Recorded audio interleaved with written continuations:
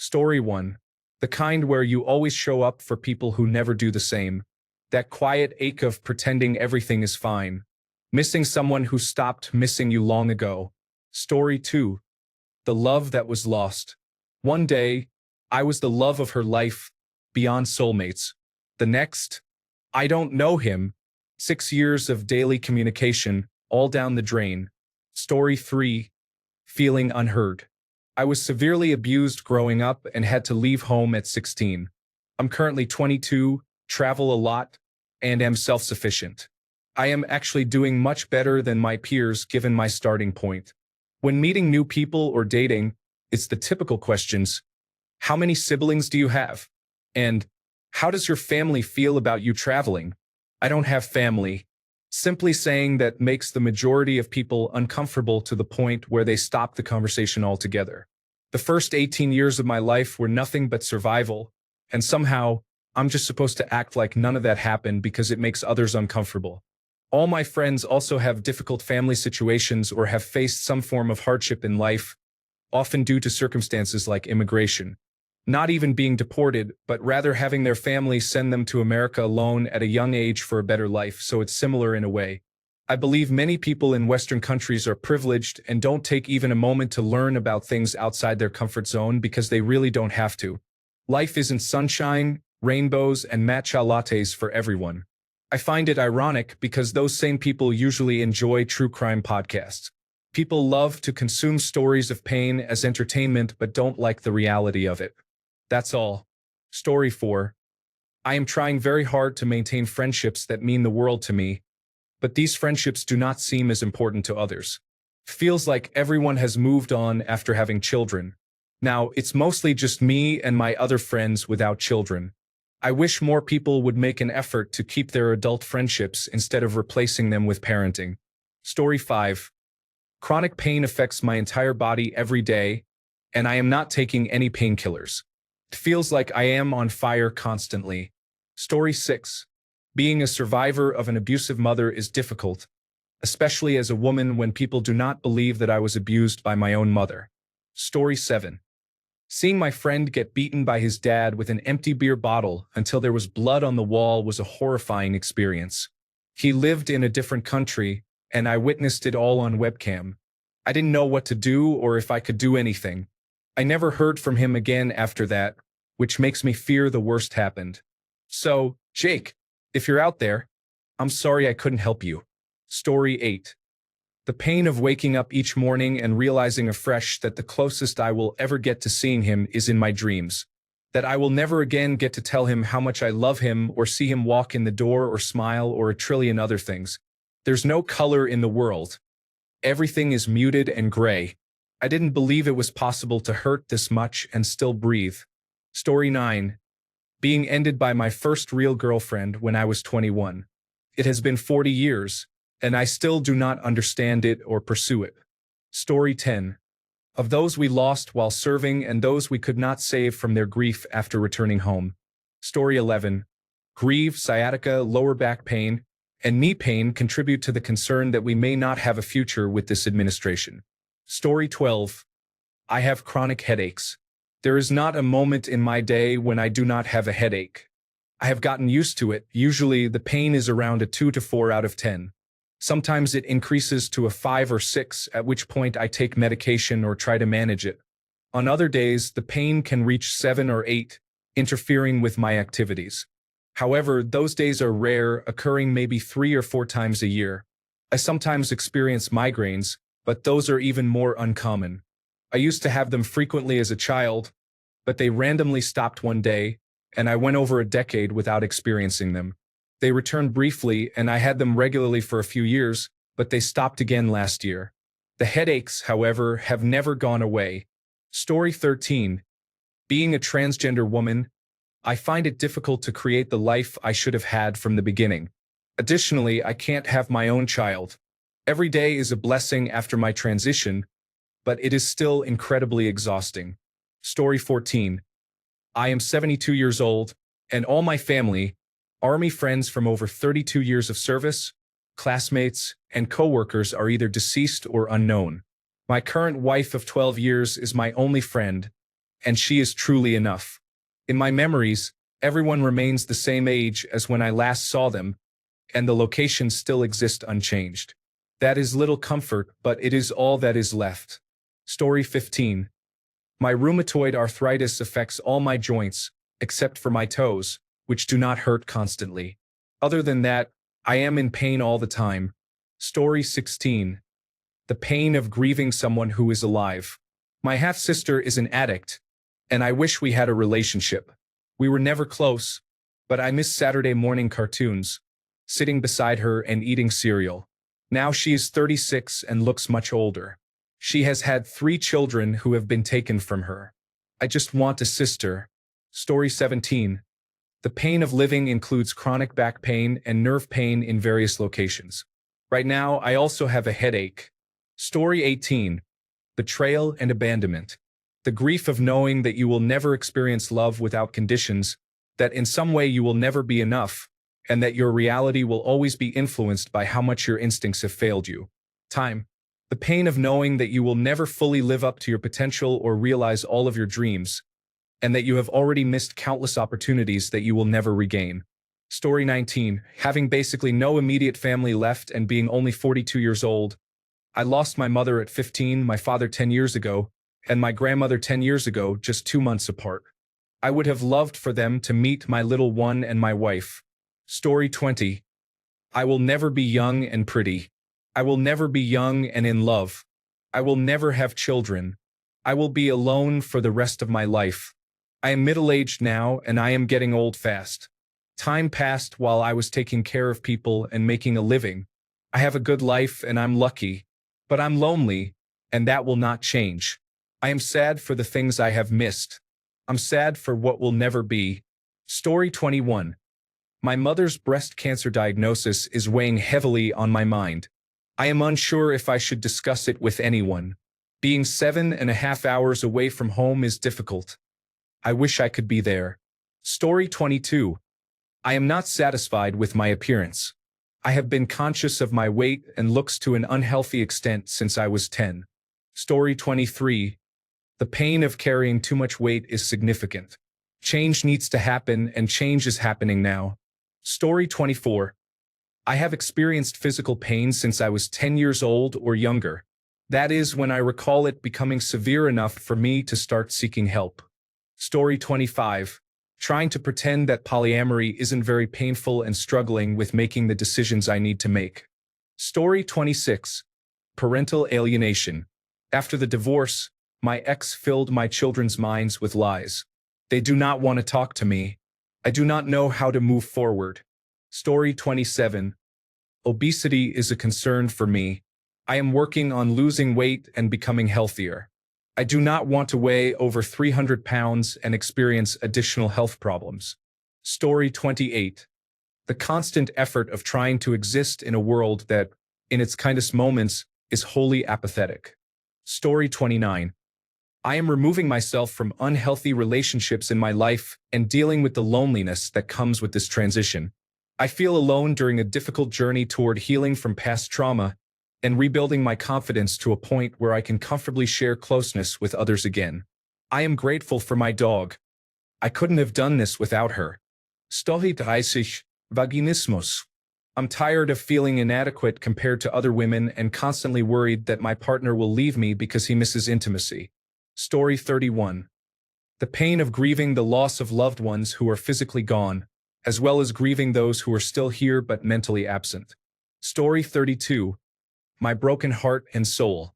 After 30 years of marriage, my husband cheated on me with a 29-year-old he just met at a bar without protection. He was so cruel to me when he got home. I didn't know I could hurt like this. I just wanted to go away, even if I have to do something drastic. Story 33. Persisting in a system that seeks to grind people down, our governments are doing horrible things while insisting that everything is normal and fine. We are forced to carry this shackle of normality. Story 34. The small pains I have been experiencing in the same spots in my abdomen for years.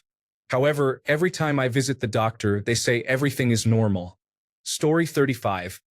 I'm tired of knowing how I can make my life better but not having the energy, courage, or attention span to do it.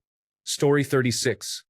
The women in my life will never understand how exhausted I have been for the last 3 years while providing for them and setting everything up for when I die prematurely from overworking, so they have comfortable lives.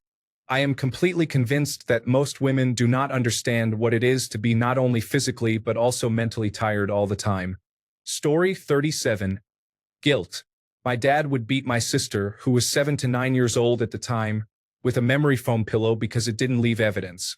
He only did this when her mom, my stepmom, wasn't home. Then he'd blame me for her crying and being in pain, saying I had done something that made him do that. I know it's not my fault that he chose to abuse a child, but the guilt is still there, even at 26. I frequently experience moments where I suddenly remember everything that happened, lasting only a few seconds to a minute. Story 38. Mental health can be a struggle. I often feel like I will never improve no matter how many remedies I try. I have explored various medications, coping skills, therapy, exercise, and hobbies. Accepting that I may never feel stable is painful. Story 39. I have body dysmorphia from being bullied as a child for my weight. I lost almost all the excess, but I still have no clear idea of what I actually look like. Story 40. Chronic headaches and migraines for nearly 40 years. I am absolutely exhausted, but I don't think anyone knows how tired I am. Story 41. The pain of always taking care of everyone and feeling like I don't have anyone looking out for me except for myself. Story 42. My right shoulder needs a cortisone injection. I have the referral from my general practitioner but haven't booked the appointment yet. This morning, I mentioned to my wife that I brought in the shopping easily. However, when I tried to grab a few pretzels with the same arm just now, it really hurt. Story 43. I have a hairline fracture on one of my molars that hurts every time I bite down on something too hard. Unfortunately, my insurance is inadequate, and I am not willing to pay 70% of the procedure cost when I already pay over $400 a month for coverage. Story 44. Ankle pain. I sprained my ankle 8 years ago and had to walk on it. Now, one of the ligaments is stretched out and I twist it frequently. It also aches when it rains heavily. Story 45. I'm always feeling aroused. I honestly can't get enough and I'm never satisfied. Even if my partner satisfies me 20 minutes later, I want more and will finish myself if she isn't available. My limbic system has always been in overdrive. I can't wait until my desires no longer take over so I can finally have some peace of mind. Story 46. I regret not applying myself in life, and now, in my 40s, I feel like I have nothing to show for it and constantly doubt my happiness. Story 47. Complex regional pain syndrome, mast cell activation syndrome, complex post-traumatic stress disorder. Story 48. Division from family at the request of a community whose values I do not fully align with. Certainly not enough to lose the support of those I love. Story 49. I regret not asking my ex-fiancée how she is doing after she angered me months ago. I am grieving after her sister informed me that she passed away from a disease nobody knew she had. I feel complete and utter loneliness and a deep disconnection from everything and everyone around me. Story 50. I fear that I've missed so much of my daughter's life, even though I'm present. I struggle with not acknowledging the moments as they happen and then looking back at videos, feeling sad that she's growing up so fast. Story 51. The pain that comes from unwarranted self-blame has taught me to have a reality check to avoid getting stuck in that mindset. Story 52. Neuropathy in my legs from a gunshot wound and post-traumatic stress disorder from the same incident. It has been 7 years, but I am still in pain every day, and it is exhausting. Story 53. Not pain itself, but the fear of death causes me a lot of distress. Sometimes, when I'm sitting with my family, all I can think is to enjoy the moment because they will be gone one day. Story 54. That pain of rejection. The question of why not me arises when seeing friends or, God forbid, exes on social media getting married, buying houses, and having children. I wonder what I have done so wrong to not be deserving of love. Of course, that's not how it works at all, but that's how it feels sometimes. It is difficult. Story 55. I feel like I'm not good enough. I'm with someone who promised me a future, but now I'm not sure he sees one with me in it. I can see it in his eyes, and it hurts. I wanted him to be the one. Story 56. My anal fistula keeps relapsing. The condition is very painful. When I had my first one, I couldn't lie down, sit, stand, or walk properly. I cried every night due to the pain. My doctor described my condition as the best among the worst, barely sparing me from permanent sphincter damage. The procedure makes me hesitate to go to the hospital. Penrose drains are inserted, and a doctor visits my hospital room 2 to 3 times a day to wash the fistula through these drains with disinfectant and water. I literally screamed and still feel sorry for the elderly woman in the bed next to me. The expense is another concern. It costs about $1,000 each time, thanks to medical insurance, but these are still costs that could not be covered. It has relapsed several times, and I seriously want to rip off my skin whenever I feel even a slight pain. This is traumatizing. I usually try to ignore the pain due to the fear of the procedure, but doing so just delays diagnosis and worsens the condition. My life has never been the same since. At least 50 people have seen my condition, and now I feel absolutely no shame taking my pants off in front of a stranger. My friends call me the most expensive but in the group. Because of the scars, it now looks like I've been shot multiple times. Story 57. The pain of caring about this world, the environment, and all the wild animals in it more than many other people. Story 58. Honestly, I've been thinking about this a lot these past couple of months. I'm tired of carrying so much resentment and hurt from my life. It really feels like I've always drawn the short end of the stick or been thrown under the bus. It's not so much the people as it is the situation. I just want to feel good for once without having to look over my shoulder and pray that nothing takes away what little happiness I have. I'm planning on getting therapy to help me get through it. Story 59. The pain of making mistakes I cannot fix is becoming so heavy that it feels like it is crushing me. I am holding on to the last bits of my strength and will to live. Today, I called a mental health facility to understand the steps I should take if I lose this fight. Story 60. Physical pain. I have constant pain in my back, and I am tired of surgeries to fix my feet and knee. I am exhausted from having to limit myself because it causes discomfort. Story 61. I have constant pain in my back, and I am tired of surgeries to fix my feet and knee. I am exhausted from having to limit myself because it causes discomfort. Story 62.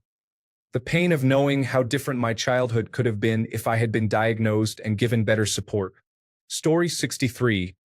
Feeling alone. I realized when I was 31 that I might be autistic. I have never felt understood by anyone.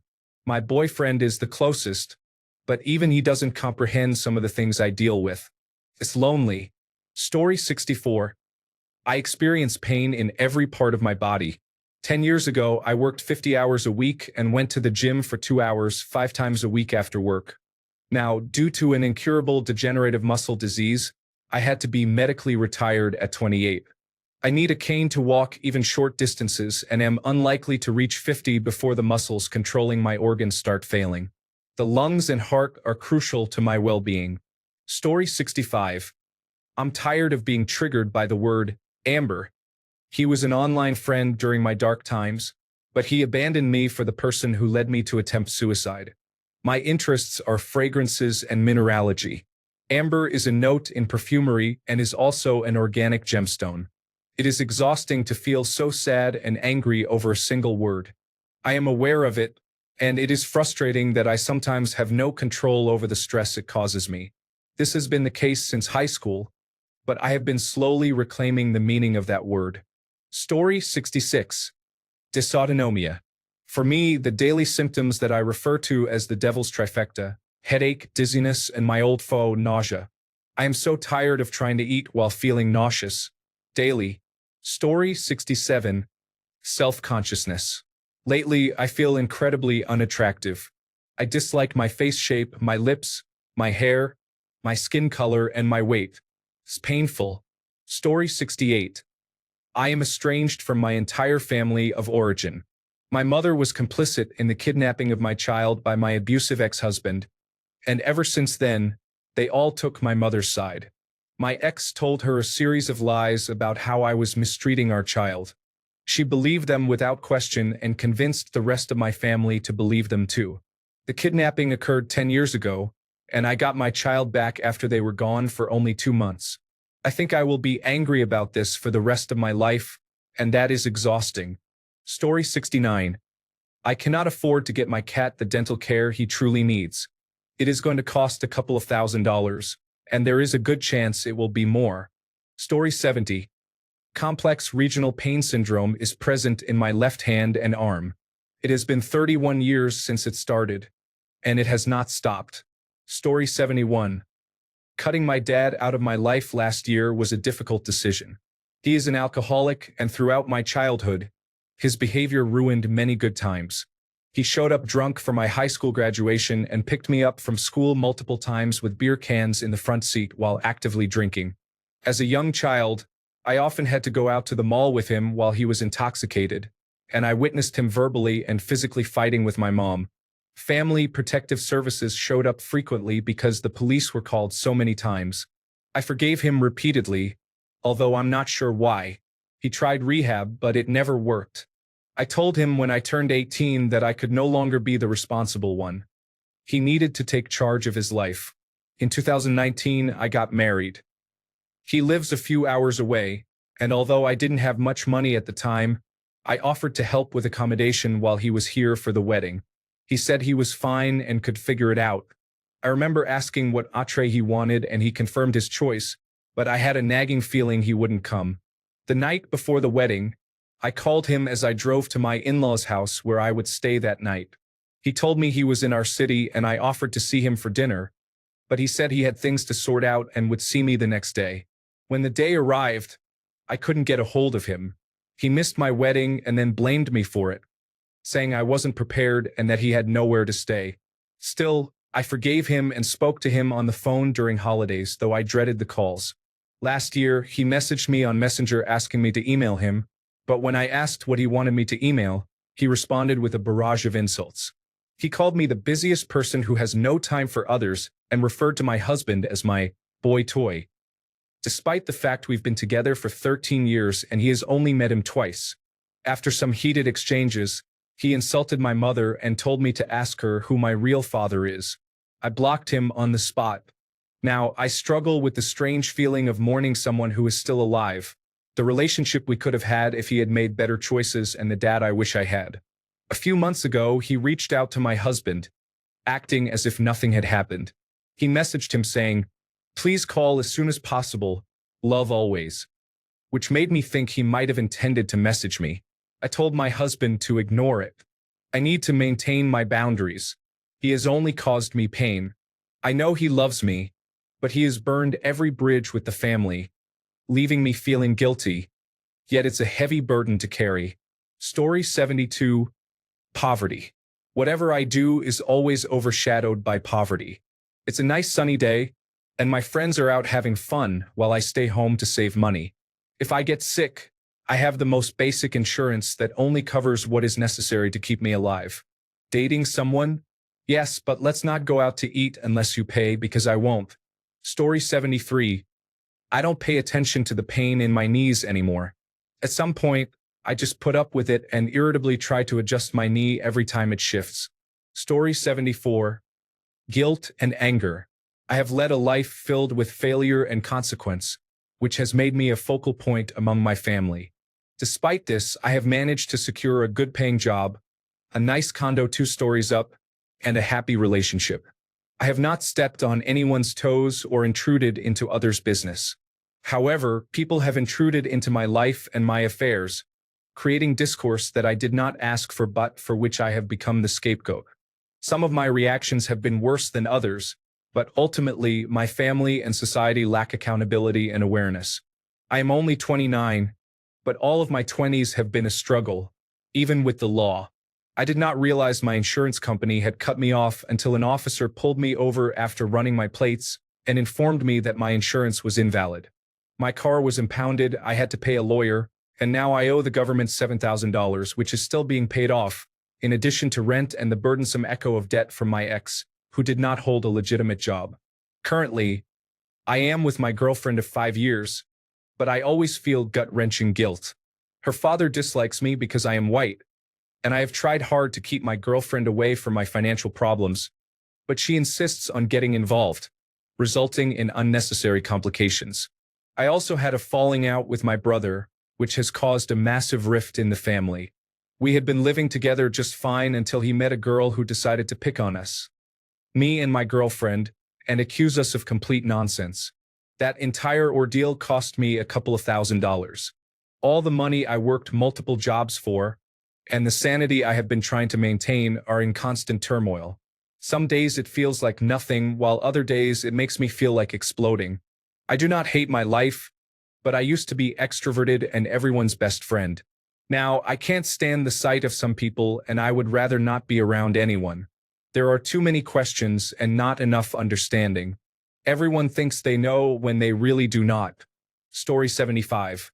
The pain of always being tired and fatigued, even with 7 to 8 hours of sleep on weekdays and up to 11 or maybe 12 hours during weekends, especially during winter, is significantly shortened due to sunlight. Story 76.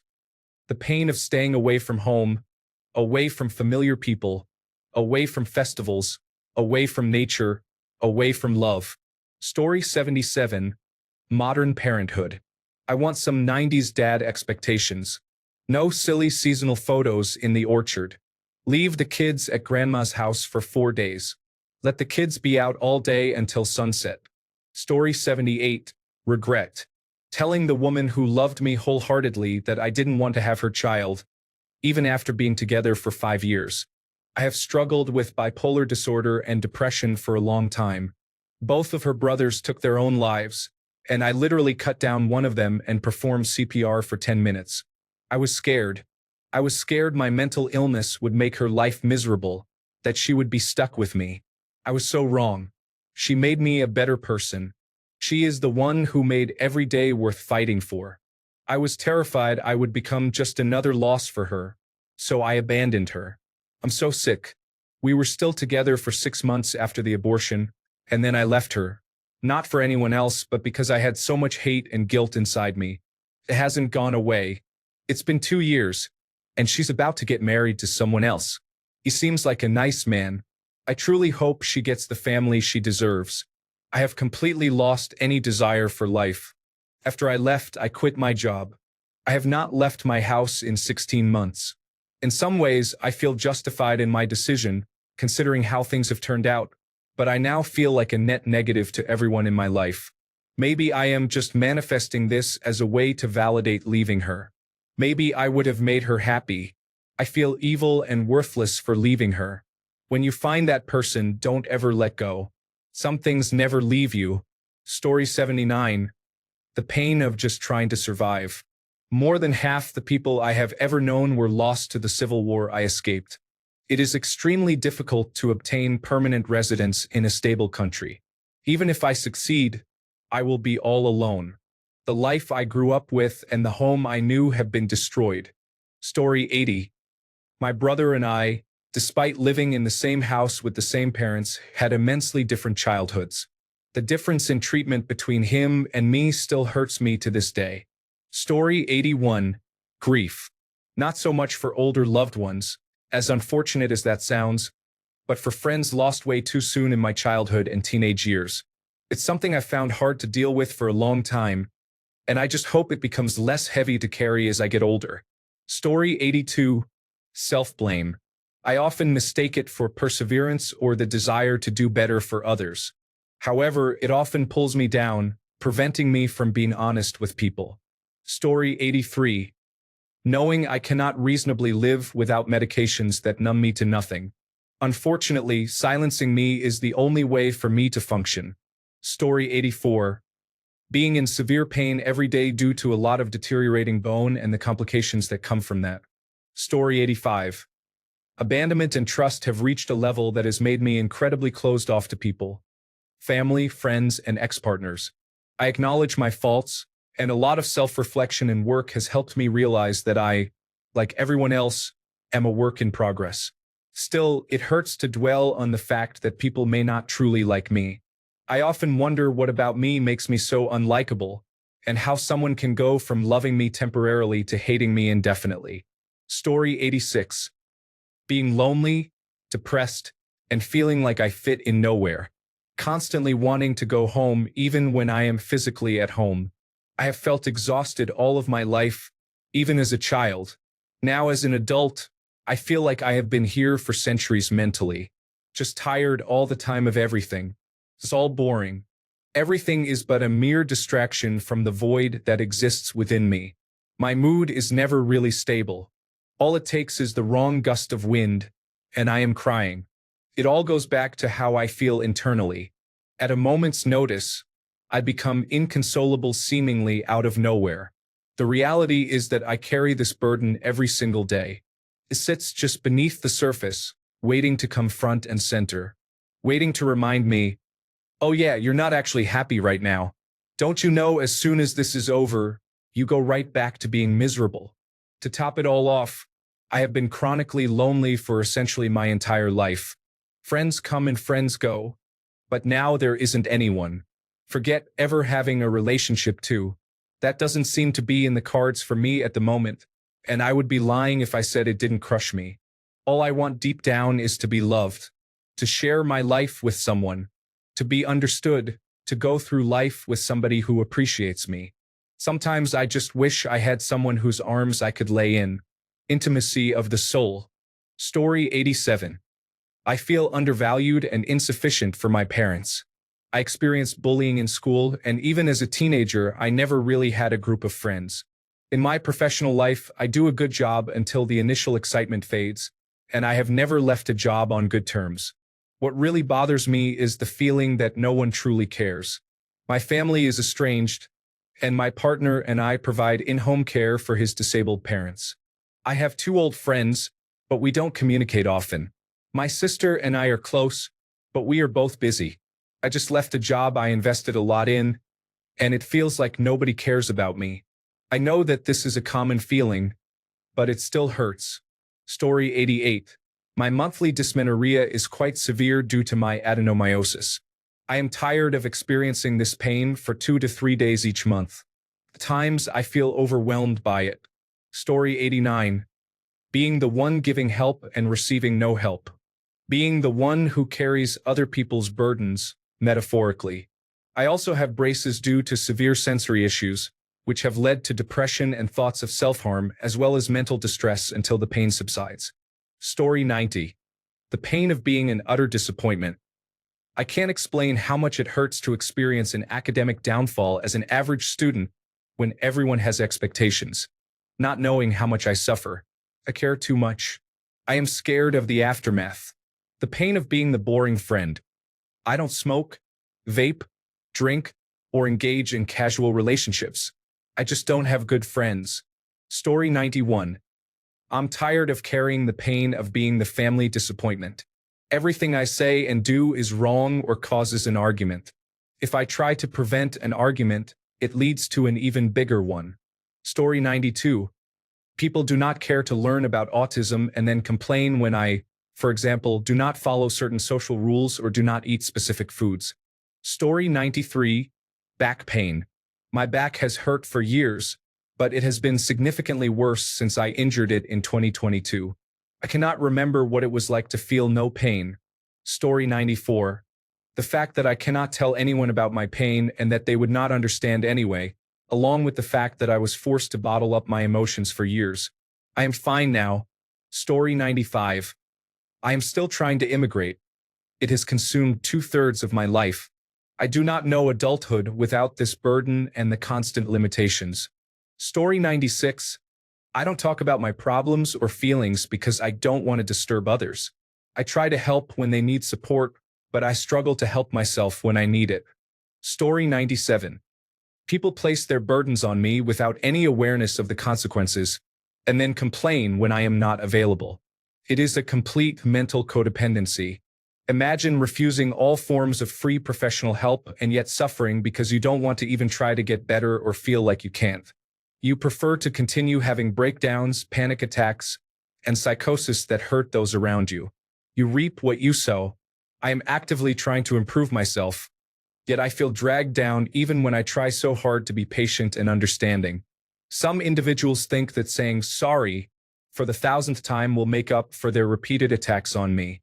This situation is frustrating. I apologize for the rant. The timing of this topic feels relevant. Story 98. The challenges of managing the problems and stress of adult life can be overwhelming.